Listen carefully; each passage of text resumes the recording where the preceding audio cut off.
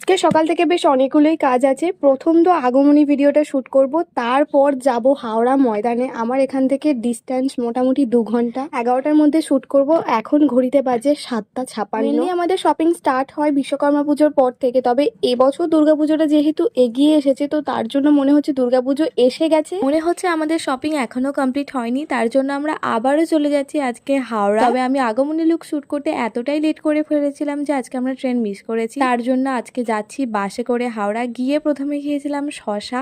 আজকে ওয়েদারটাও ভীষণ ক্লাউডি ছিল, তার সাথে ছিল গরম। গিয়েই তো ঝমঝমিয়ে প্রথমে এসে যায় বৃষ্টি, তার মধ্যে যে কোনো ভাবে শপিংটা কমপ্লিট করলাম। তারপর সরস্বতনের সামনে থেকে মোমো খেয়ে পরে এবার বাড়ি যাওয়ার পথে রওনা দিলাম। প্রথমে মেট্রো, তারপর ট্রেন ধরে ডাল ভাজা খেতে খেতে ডোমজুড়ে ফিরলাম। আর ডোমজুর থেকে আমাদের পছন্দের রেস্টুরেন্ট থেকে চিকেন রোল খেলাম, যেটা আগের দিনেও খেয়েছিলাম। আজকের ভিডিওটা এইটুকুই রাখলাম, দেখা হচ্ছে আবার কাল। টাটা।